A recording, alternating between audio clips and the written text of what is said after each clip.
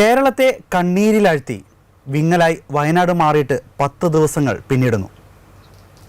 വയനാട് ഉരുൾപൊട്ടലിൽ 400-ലധികം മരണങ്ങൾ റിപ്പോർട്ട് ചെയ്തപ്പോൾ 150-ലധികം ആളുകൾ ഇപ്പോഴും കാണാമറയത്താണ്. കേരള ജനതയുടെ മുഴുവൻ കണ്ണീരും വേദനയുമായ വയനാട് ദുരന്തം ഇനി ഒരു ഓർമ്മകളിലേക്ക് പോകുമ്പോൾ സൈന്യം ഇപ്പോൾ ഭാഗികമായി ദുരന്തമുഖത്തു നിന്ന് പിന്മാറിയിരിക്കുകയാണ്.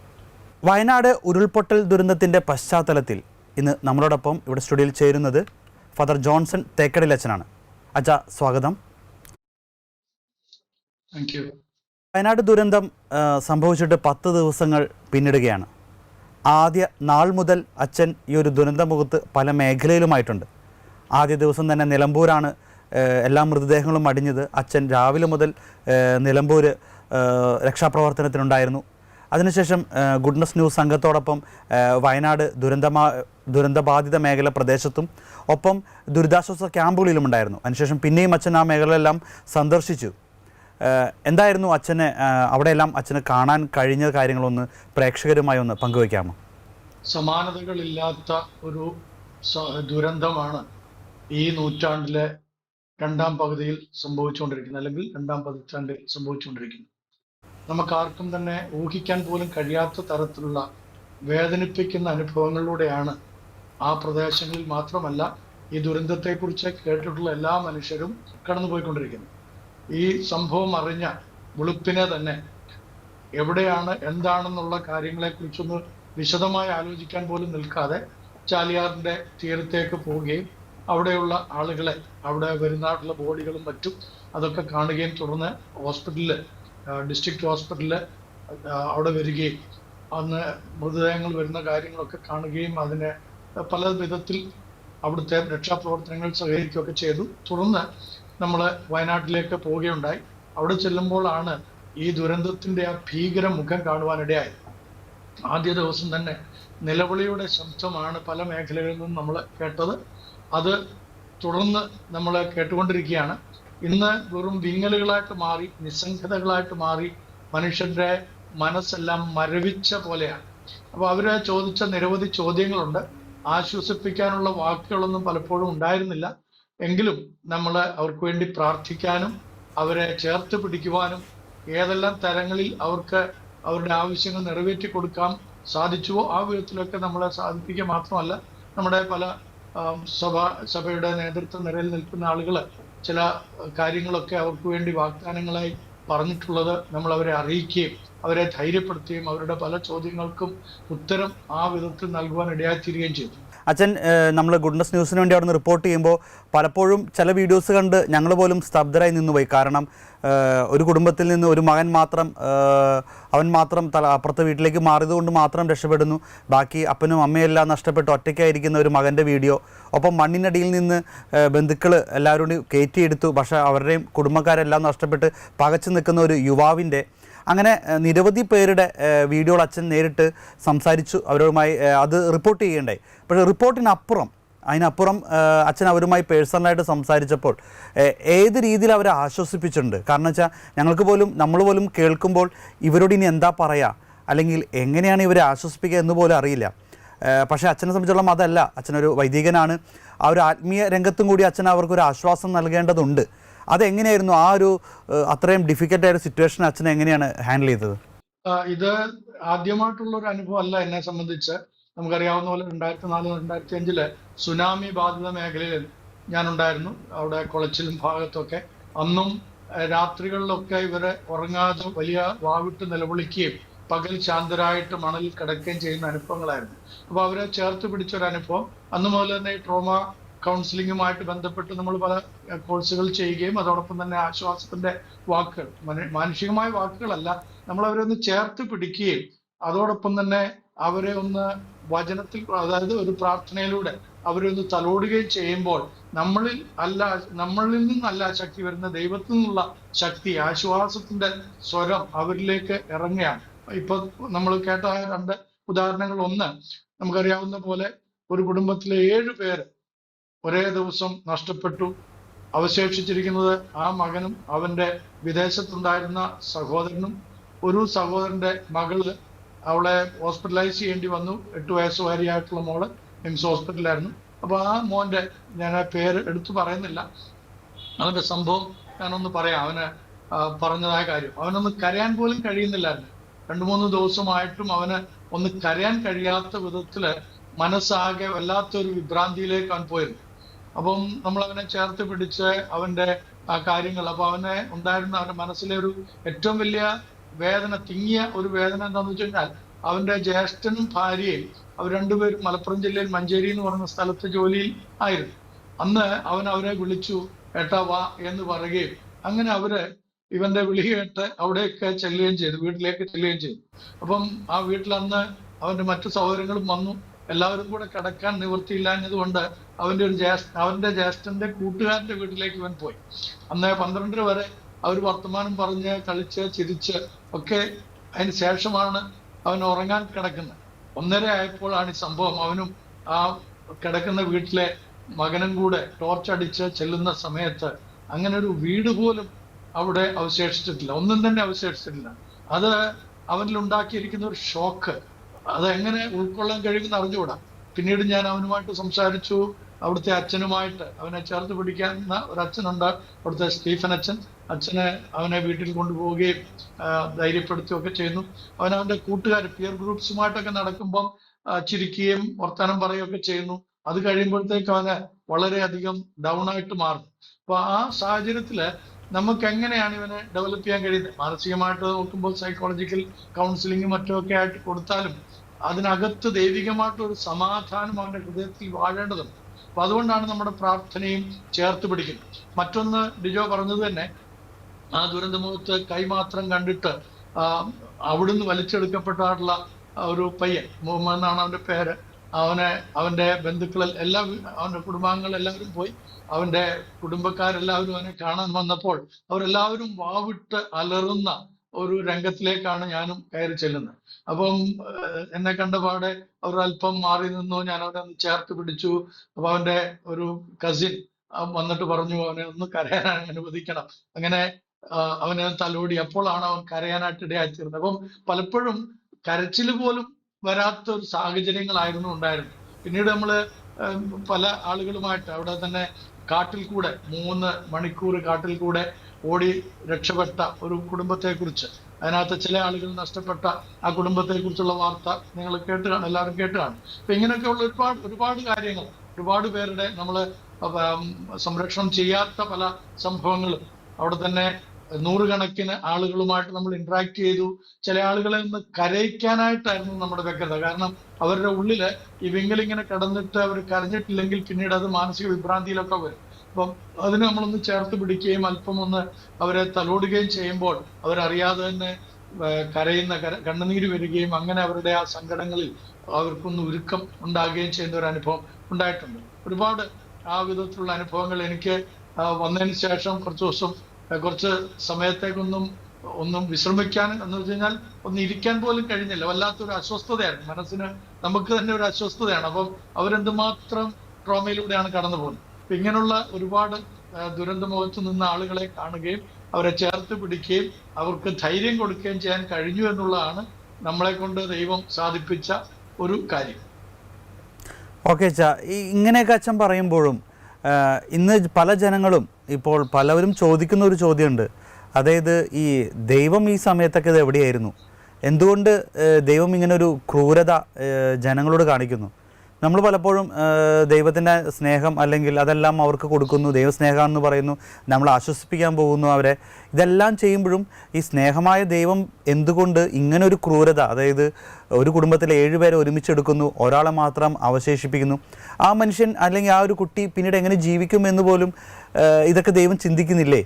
ദൈവം എന്തിനിങ്ങനെ ഇത്രയും ക്രൂരത കാണിച്ചേ എന്ന് പലപ്പോഴും പല ചോദ്യങ്ങളും വരുന്നുണ്ട്.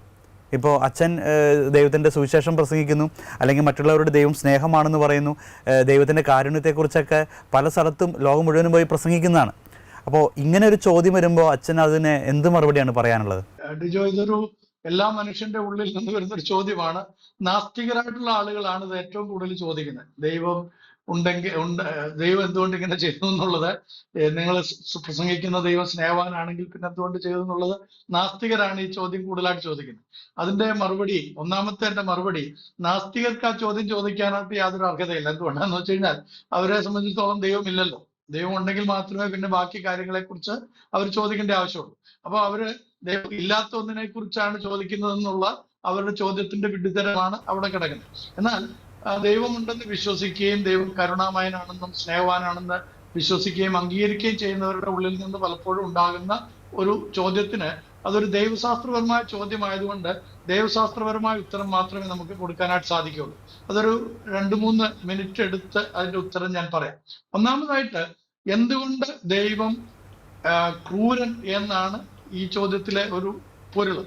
ദൈവം ക്രൂരനല്ല, ദൈവം സ്നേഹവാനാണ്. കാരണം ദൈവത്തിന്റെ നേച്ചർ ദൈവത്തിന്റെ നേച്ചർ എന്ന് പറയുന്നത്, പ്രകൃതം എന്ന് പറയുന്നത് എല്ലായ്പ്പോഴും ഒരേപോലെ തന്നെ, അത് സ്നേഹമായിട്ടുള്ള നേച്ചറാണ്. അതിന് ഒരു മാറ്റവുമില്ല. എന്തുകൊണ്ടാണ് ദൈവം സ്നേഹവാനായിരിക്കുന്നത്? ദൈവത്തിൽ തന്നെ സ്നേഹമുള്ളവനാണ്. ആ സ്നേഹം ദൈവത്തിൽ തന്നെ പ്രകടിപ്പിക്കാൻ കഴിവുള്ളവനാണ്. കാരണം പിതാവ് പുത്രനെയും പരിശുദ്ധാത്മാവിനെയും, പുത്രനായ ദൈവം പിതാവിനെയും പരിശുദ്ധാത്മാവിനെയും, പരിശുദ്ധാത്മാവാം ദൈവം പിതാവിനെയും പുത്രനെയും ഒരേപോലെ സ്നേഹിക്കുന്നതുകൊണ്ട് സ്നേഹത്തിന്റെ സത്തയാണ്. പിന്നെ ഒരു കാര്യം കൂടെ നമ്മൾ ഓർക്കണം, ദൈവത്തെ കുറിച്ച് നമ്മൾ പറയുന്ന സമയത്ത് ദൈവം ഈ മെറ്റീരിയൽസിനൊന്നും ഉള്ളിൽ ഒതുങ്ങുന്നവനല്ല, ഈ പ്രകൃതിക്കുള്ളിലുള്ളവനല്ല. ഈ പ്രപഞ്ചമൊന്നും ഇല്ലാത്ത ഒരു കാലഘട്ടത്തിൽ ദൈവമുണ്ട്, ദൈവത്തിന് അസ്തിത്വമുണ്ട്. ദൈവത്തിന്റെ സ്നേഹത്തിന്റെ ഔട്ട്കം ആണ് ഈ ക്രിയേഷൻ അല്ലെങ്കിൽ സൃഷ്ടി എന്ന് പറയുന്നത്. അപ്പം രണ്ടാമത്തെ നമ്മുടെ പ്രധാനപ്പെട്ട ചോദ്യം, എന്തുകൊണ്ട് ദൈവം ഈ വിധത്തിൽ സൃഷ്ടിച്ചു എന്നുള്ളതാണ് നമ്മൾ ചോദിക്കേണ്ടുന്ന ചോദ്യം. എന്തുകൊണ്ട് ദൈവം ഈ പ്രപഞ്ചത്തെ സൃഷ്ടിച്ചു അല്ലെങ്കിൽ മനുഷ്യനെ സൃഷ്ടിച്ചു?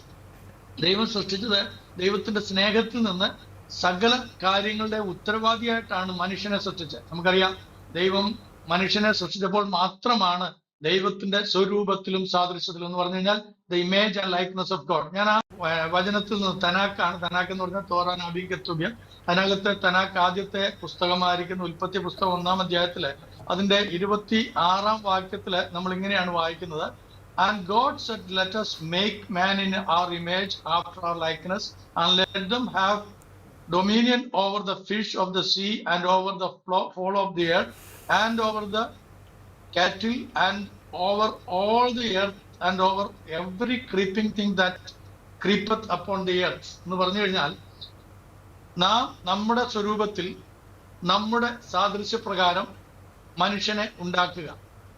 അവർ സമുദ്രത്തിലുള്ള മത്സ്യത്തിന്മേലും ആകാശത്തിലുള്ള പർവ്വജാതികളിന്മേലും മൃഗങ്ങളിൽ മേലുള്ള സർവ്വ ഭൂമിയിൽ ഇഴയുന്ന എല്ലാ ഇഴജന്തുക്കളുടെ മേലും അടക്കി വാഴട്ടെ. അപ്പൊ എന്തിനു വേണ്ടിയിട്ടാണ് ദൈവം മനുഷ്യനെ സൃഷ്ടിച്ചത്? എങ്ങനെ സൃഷ്ടിച്ചു എന്നുള്ളത് image and likeness of God, ദൈവത്തിന്റെ സ്വരൂപവും സാദൃശ്യം. അതെന്താണെന്ന് വെച്ച് കഴിഞ്ഞാൽ 3 പ്രധാനപ്പെട്ട കാര്യങ്ങളാണ്. ദൈവത്തിന്റെ രൂപത്തിൽ സൃഷ്ടിച്ചു എന്ന് പറയുമ്പോൾ അതിനകത്ത് ഒരു ആകാരം, ദൈവത്തിനൊരു ആകാരം ഉണ്ടായിരുന്നു. ആകാരത്തിൽ സൃഷ്ടിച്ചതല്ല, 3 കാര്യങ്ങളാണ്. ഒന്ന്, നമ്മുടെ ചിന്തയിലെ ജ്ഞാനം. 2, നമ്മുടെ ഹൃദയത്തിലെ വിശുദ്ധി. 3, നമ്മുടെ പ്രവൃത്തിയിലെ നീതി. ഇത് 3ഉമാണ് ദൈവം നമുക്ക് സൃഷ്ടിപ്പിൽ ഉപയോഗിച്ചിട്ടുള്ള കാര്യങ്ങൾ.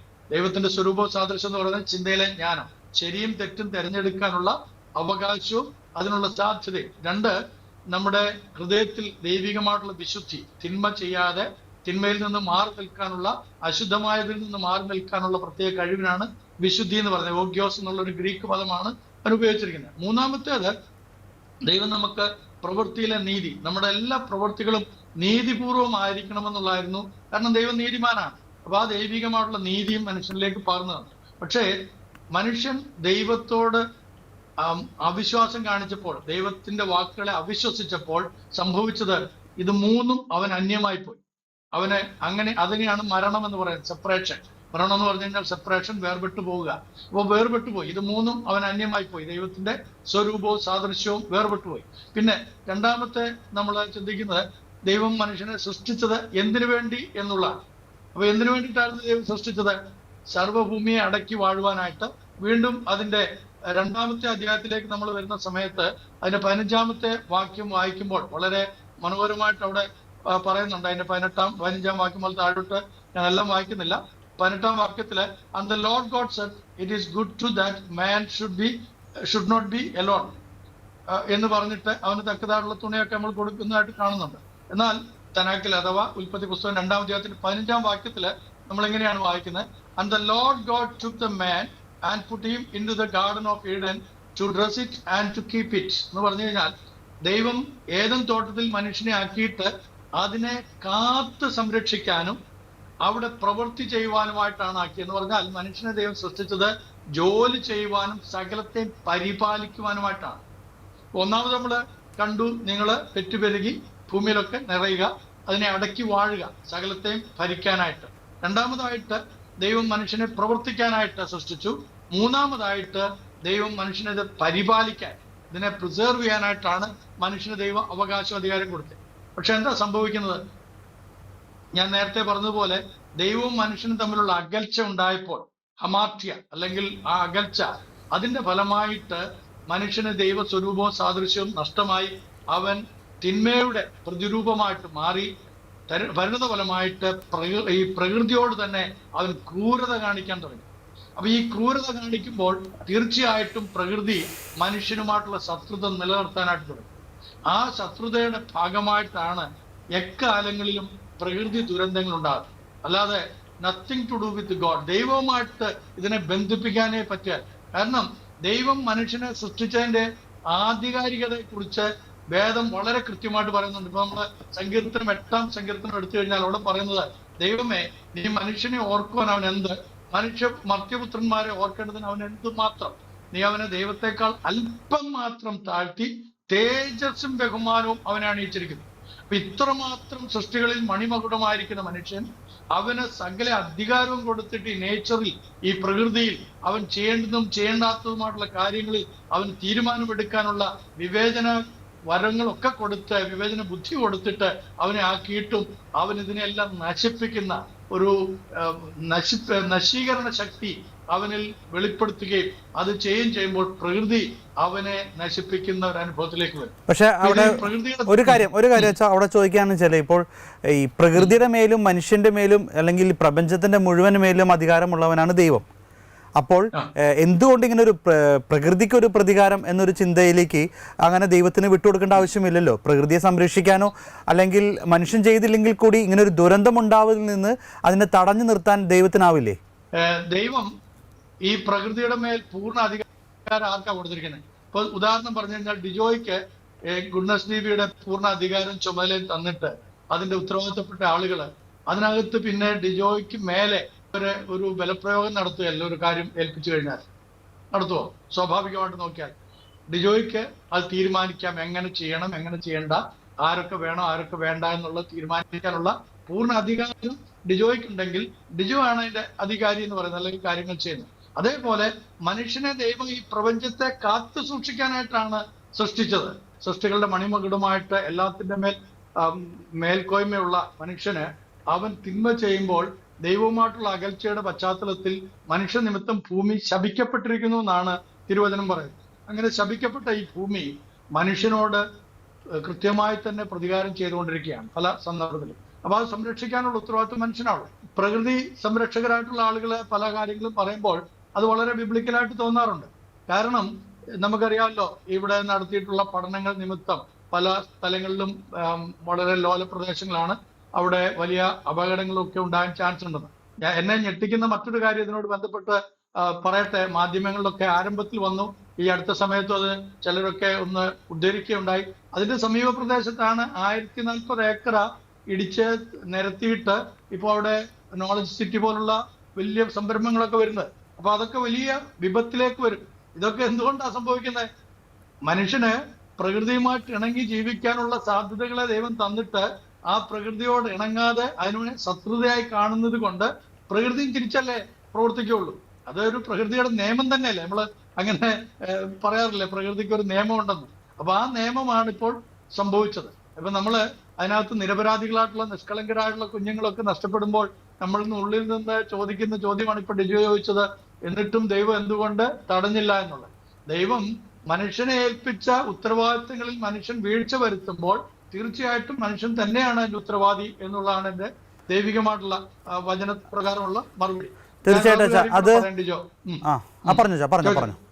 അല്ല, അതായത് വേറെ ഒന്നല്ല, ഇപ്പം അച്ഛൻ പറഞ്ഞത് കറക്റ്റ് തന്നെയാണ്. ഇപ്പം ഞങ്ങൾ അവിടെ ചെന്നപ്പോഴും അവിടെ ഈ ദുരന്തത്തിൽ നിന്ന് അതിജീവിച്ചവരും അല്ലെങ്കിൽ ആ ഒരു മേഖലയിലുള്ളവരെല്ലാം പറഞ്ഞത് ഈ ഒരു ആശയം തന്നെയാണ്. അതായത് പ്രകൃതി പ്രതികാരം ചെയ്തു എന്ന് തന്നെയാണ് അവർ പറഞ്ഞത്. അതായത് പ്രകൃതിയോട് കളിച്ചാൽ പ്രകൃതി അത് പ്രതികാരം ചെയ്യും എന്ന് തന്നെയാണ് പറഞ്ഞത്. കാരണം അവർ പോലും അത്ഭുതപ്പെടുത്തിയതെന്ന് വെച്ചാൽ ഈ ഉരുൾപൊട്ടിയിട്ട് 2 മേഖലകളിലേക്ക്, അതായത് മനുഷ്യവാസ മേഖലകളിലൂടെ മാത്രം ഒരു തിരമാല കണക്കിന് വെള്ളം അടിച്ചുയർന്നു, മലമുകളിലേക്ക് വെള്ളം ഇടിച്ച് കയറി എന്നാണ് അവർ പറയുന്നത്.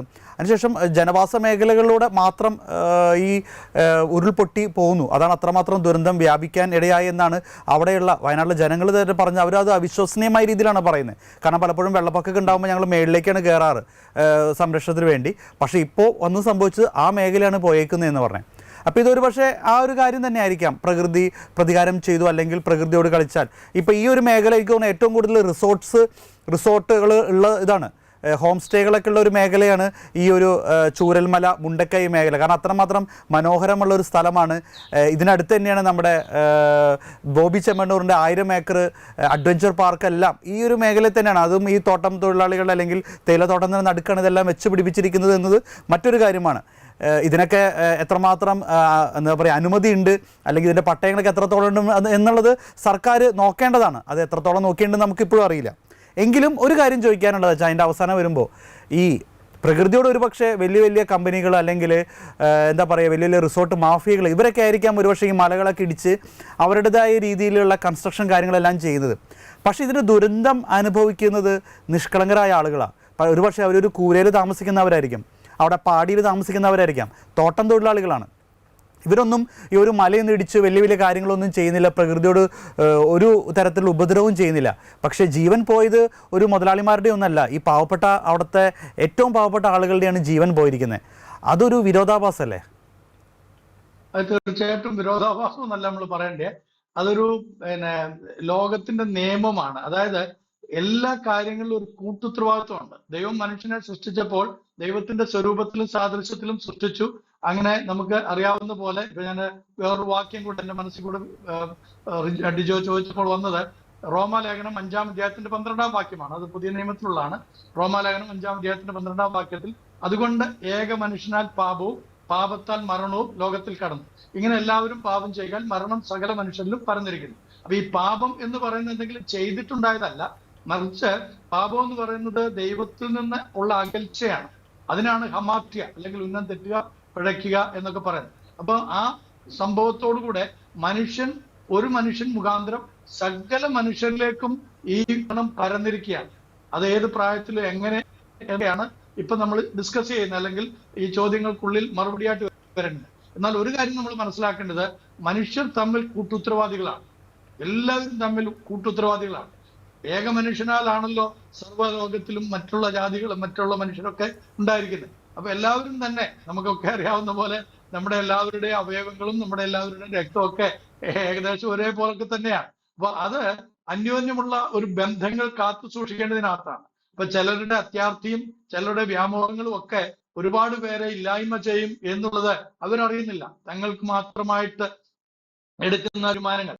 ഇപ്പൊ നമുക്കറിയാമല്ലോ, ഈ ഇന്നലെയും ഇന്നുമൊക്കെ ആയിട്ട് ബംഗ്ലാദേശില് ഈ കുറച്ച് ദിവസങ്ങളായിട്ട് അവിടെ ഒരുപാട് കലാപങ്ങൾ നടന്നുകൊണ്ടിരിക്കുകയാണ്. അവിടുത്തെ ചില തെറ്റായിട്ടുള്ള തീരുമാനം കലാപകാരികൾ, അപ്പോൾ കലാപകാരികൾ ഉണ്ടാക്കുന്ന തീരുമാനം തെറ്റെന്ന് ഭരണകൂടം പറയുന്നത് എന്തായിരുന്നാലും തമ്മിൽ മനുഷ്യരുള്ള കൂട്ടുത്തരവാദിത്തങ്ങൾ നഷ്ടപ്പെടുന്നതിന്റെ പൂർണ്ണ തെളിവുകളല്ലേ ലോകത്തിൽ എവിടെ നോക്കിയാലും ഇപ്പൊ നമ്മൾ അതല്ലേ കാണുന്നത്. ഇപ്പൊ ഇംഗ്ലണ്ടിലാണെങ്കിൽ അവിടെ വളരെ ഒരു കുടിയേറ്റ മേഖലയെല്ലാം പുറത്താക്കാനായിട്ടുള്ള സംരംഭങ്ങൾ നടന്നുകൊണ്ടിരിക്കുന്നു. എന്തുകൊണ്ട് അവിടെ എല്ലാവരും സമത്വമെന്ന് വിശ്വസിക്കും, എല്ലാവരും തുല്യത ചെയ്യുന്ന ഒരു യൂറോപ്പിലെ പ്രധാനപ്പെട്ട രാജ്യം അങ്ങനെ അല്ല എന്ന് വരുന്നു. എന്തുകൊണ്ടാണ് ഈ വ്യത്യാസങ്ങൾ ഉണ്ടാകുന്നത്?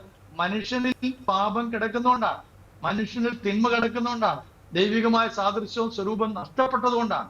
അപ്പൊ അത് തിരികെ കിട്ടുന്ന മനുഷ്യന് മാത്രമേ വാസ്തവത്തിൽ മറ്റുള്ളവരെ കൈത്താങ്ങാനും സ്നേഹിക്കാനും, ഇവരെല്ലാം എന്റെ സമസൃഷ്ടങ്ങളാണ്, നാം ഒരുമിച്ച് വസിക്കേണ്ടവരാണ്, ഈ പ്രകൃതി ദൈവം നമുക്ക് തന്നിട്ടുള്ള അനുഗ്രഹമായിട്ടുള്ള സ്ഥലമാണ് എന്ന് മനസ്സിലാക്കാൻ സാധിക്കുള്ളൂ. അല്ലെങ്കിൽ ഇപ്പം ഈ പറഞ്ഞതുപോലെ 1040 ഏക്കർ ഇടിച്ച് നിരത്തുന്നവരെ, 1000 ഏക്കർ ഇടിച്ചു നിരത്തുന്നവരെ, വേറൊരു കാര്യം ഞാൻ അവിടെ ചെന്നപ്പോൾ അവർ പറഞ്ഞത്, ഏകദേശം 16 ക്വാറികൾ ലൈസൻസോടുകൂടെ പ്രവർത്തിക്കുന്നു. അതില്ലാതെ ധാരാളം ക്വാറികൾ അവിടുന്ന് മനസ്സിലാക്കാനിടയായി തീർന്നു. അതിന്റെ തൊട്ട് താഴ്വാരങ്ങളിൽ നമുക്ക് ഇതേ കാര്യങ്ങൾ തന്നെ അതിനകത്ത് ഭരണകൂടത്തിൽ ഉൾപ്പെട്ട് നിൽക്കുന്ന ആളുകൾ പോലും നടത്തുന്ന പല കാര്യങ്ങളുണ്ട്. അപ്പൊ ഇതൊക്കെ നമ്മൾ നോക്കുമ്പോൾ പ്രകൃതിയോടൊരു കൈപ്പേറിയ അനുഭവം, ആ പ്രകൃതി വികൃതി കാണിക്കുമ്പോൾ ായിട്ടുള്ള ആളുകളും അതിനകത്ത് ഉൾപ്പെട്ടു പോകുന്നു. പ്രകൃതിക്ക് അങ്ങനെ ഒരു കാണിക്കാൻ കഴിയുകയില്ല.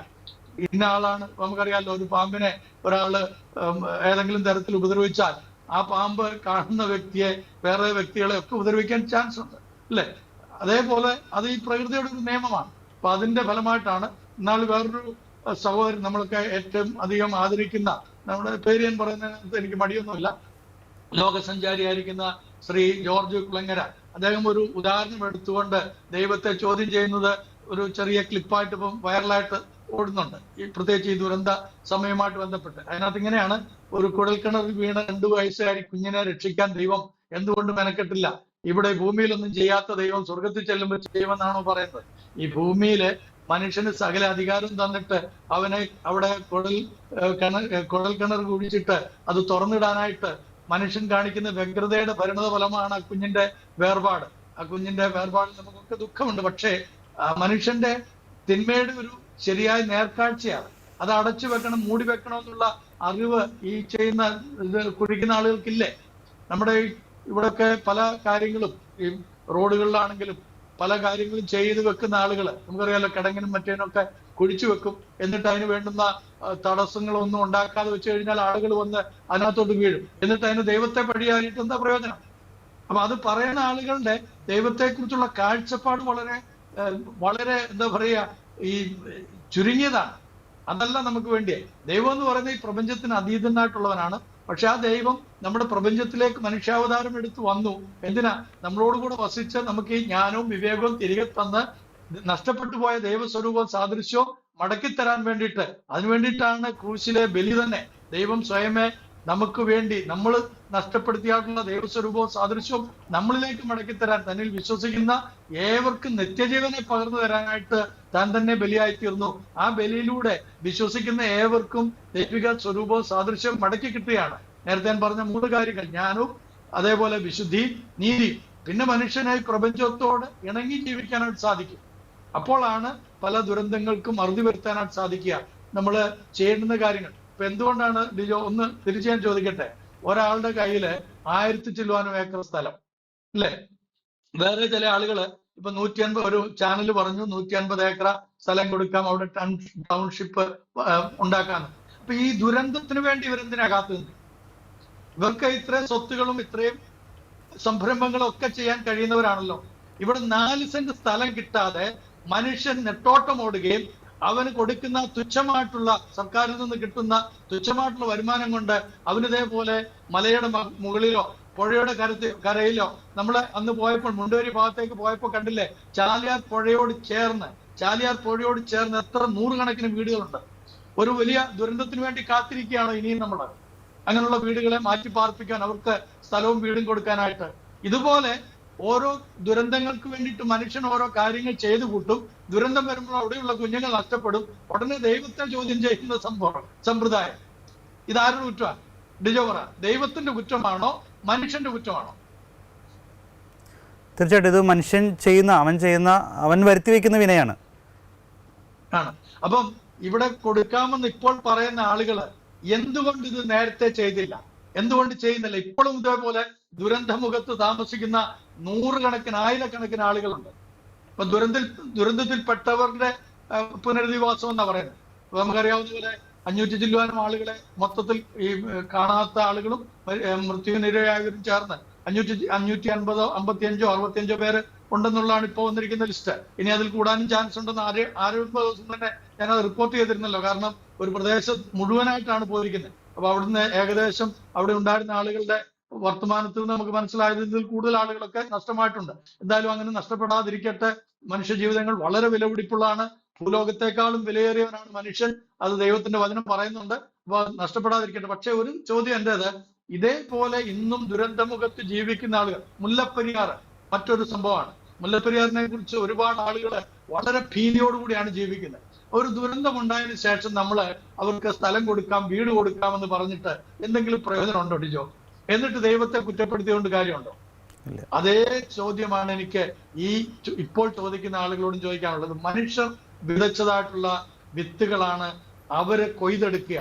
മനുഷ്യൻ എന്ത് വിതയ്ക്കുന്നുവോ അത് തന്നെ, ആ വിളവ് തന്നെ മനുഷ്യൻ കൊയ്തെടുക്കുമെന്ന് യേശു കർത്താവ് വളരെ കൃത്യമായിട്ട് പറയുന്നുണ്ട്. അതുകൊണ്ട് കർത്താവിന്റെ വചനം വളരെ ശക്തമായിട്ട് നമ്മളെ ഉത്ബോധിപ്പിക്കുന്നത് നാം ദൈവത്തിലേക്ക് മടങ്ങി വരണം. മനുഷ്യർ പരസ്പരമുള്ള സ്നേഹവും പ്രകൃതിയോടുള്ള സ്നേഹവും നമുക്കുണ്ടാകണം. അപ്പോൾ മാത്രമാണ് ഇവിടെ യഥാർത്ഥത്തിൽ ഭൂമിയിൽ നിന്റെ രാജ്യം വരണമേ എന്ന് നമ്മൾ പ്രാർത്ഥിക്കുന്ന ആ പ്രാർത്ഥനയ്ക്ക് അർത്ഥം ഉണ്ടാകുകയുള്ളൂ. തീർച്ചയായിട്ടും അച്ഛൻ പറഞ്ഞത് വളരെ കറക്റ്റായിട്ടുള്ള കാര്യങ്ങളാണ്. കാരണം ഇന്ന് നമ്മളിപ്പോൾ സംസാരിച്ചുകൊണ്ടിരിക്കുമ്പോഴാണ് 5 വർഷം മുമ്പാണ് പുത്തുമല, അതായത് ഈ പറഞ്ഞ ചൂരൽമലയ്ക്ക് തൊട്ടടുത്തൊരു സ്ഥലമാണ് പുത്തുമല. ആ പുത്തുമലയിൽ ഉരുൾപൊട്ടലുണ്ടായി നിരവധി ജീവനങ്ങൾ നഷ്ടമായത്. അന്ന് പറഞ്ഞിരുന്ന ഒരു അടുത്ത ഉരുൾപൊട്ടലുണ്ടാകാൻ സാധ്യതയുള്ള മേഖലകളിൽ 2 മേഖല തന്നെയാണ് ഈ പറഞ്ഞ മുണ്ടക്കൈയും അതുപോലെ തന്നെ ചൂരൽമലയും. മുണ്ടക്കൈയിൽ ഇതിനു മുമ്പും വർഷങ്ങൾക്ക് മുമ്പ് ഉരുൾ പൊട്ടിയതും കൂടിയാണ്. അപ്പോൾ ഇത് ഇനിയും വയനാട് ചില മേഖലകളിലെല്ലാം ഉരുൾപൊട്ടും എന്ന സാധ്യതാ പഠനം സർക്കാരിൻ്റെ മുമ്പിൽ വെച്ചിട്ടുണ്ട്. ഒരുപക്ഷെ അന്നൊക്കെ കണ്ണടച്ചിരുന്ന ഈ പറഞ്ഞ സർക്കാർ സംവിധാനങ്ങൾ അന്നൊരു പക്ഷേ ഈ പുത്തുമലയിൽ 5 വർഷം മുമ്പ് പൊട്ടിയപ്പോൾ ഈ ചൂരൽമലയും ഇതും എടുത്തു പറഞ്ഞാണ് അന്ന് ഇത് പൊട്ടാതിരിക്കാൻ അല്ലെങ്കിൽ ആളുകളെ അവിടെ നിന്ന് മാറ്റാനുള്ള കാര്യങ്ങൾ എല്ലാം സർക്കാർ ചെയ്യേണ്ടതായിരുന്നു. പക്ഷേ ഒന്നും ചെയ്തില്ല. ഈ അച്ഛൻ അവസാനം പറഞ്ഞതുപോലെ തന്നെ ഒരു ദുരന്തമുണ്ടാവാൻ കാത്തിരുന്നോ സർക്കാർ അല്ലെങ്കിൽ ഈ പറഞ്ഞ സംവിധാനങ്ങൾ എന്ന് നാം ചിന്തിക്കേണ്ടിയിരിക്കുന്നു. ഉണ്ടായപ്പോൾ അത് ദൈവത്തിൻ്റെ മേൽ പഴി വയ്ക്കുന്നു. ഇപ്പോൾ അവസാനം അച്ഛൻ പറഞ്ഞ കാര്യം മുല്ലപ്പെരിയാർ, അത് ഒരുപാട് വർഷങ്ങളായി മറ്റൊരു വലിയൊരു ദുരന്തം, അതായത് ലോകം കണ്ടതിൽ വെച്ച് ഏറ്റവും വലിയൊരു ദുരന്തമാവാൻ സാധ്യതയുള്ളൊരു ദുരന്തമായിട്ട് പഠനങ്ങൾ റിപ്പോർട്ടുകളൊക്കെ ഇപ്പോഴും സർക്കാർ സംവിധാനങ്ങളുടെയും ഭാരത സർക്കാരിൻ്റെ ഒക്കെ മുമ്പിൽ നിൽക്കുകയാണ്. ഇപ്പോൾ ഈ പറഞ്ഞ പോലെ ദുരന്തഭൂമി പ്രധാനമന്ത്രി സന്ദർശിക്കുന്നു ഈ ശനിയാഴ്ച. അപ്പോൾ ഇതെല്ലാം ഇവരിങ്ങനെല്ലാം സംഭവിച്ചു കഴിയുമ്പോൾ ഇവർ പല രീതിയിൽ നേട്ടങ്ങൾ കൊയ്യാൻ വേണ്ടി മാത്രം ഈ ദുരന്തങ്ങളെ മാറ്റിയെടുക്കുകയാണോ എന്നും കൂടി നമ്മൾ പലപ്പോഴും ചിന്തിക്കേണ്ടിയിരിക്കുന്നു. മുല്ലപ്പെരിയാർ എന്ന് പറയുന്നത് ഇപ്പോൾ അടുത്തൊരു വിഷയമായി നിൽക്കുകയാണ്. ഇനി എന്താണ് അതിലെടുക്കുന്ന സ്റ്റെപ്പ്, അല്ലെങ്കിൽ മറ്റൊരു ദുരന്തം ഉണ്ടാവാൻ വേണ്ടി കാത്തിരിക്കോ എന്നുള്ളതും കൂടി നമ്മൾ ചിന്തിക്കേണ്ടിയിരിക്കുന്നു. എന്തായാലും ദൈവം മനുഷ്യർക്ക് നന്മ മാത്രമേ വരുത്തുള്ളൂ.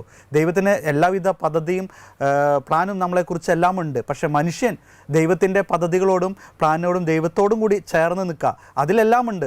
പ്രകൃതിയെ സ്നേഹിക്കുക, പ്രകൃതിയെ പരിപാലിക്കുക, ഇതെല്ലാം ദൈവവചനത്തോടൊപ്പം തന്നെ ഇതെല്ലാം ചേരുമ്പോഴാണ് ഒരു നല്ലൊരു ഭൂമി അല്ലെങ്കിൽ നല്ലൊരു ഈ ഒരു പ്രപഞ്ചം നമുക്ക് സൃഷ്ടിച്ചെടുക്കാനും ജീവിക്കാനും സാധിക്കുകയുള്ളൂ. ഒരുപാട് നന്ദി അച്ഛാ ഈ ഒരു വിഷയത്തിൽ അച്ഛൻ പ്രതികരിച്ചതിന്. Thank you.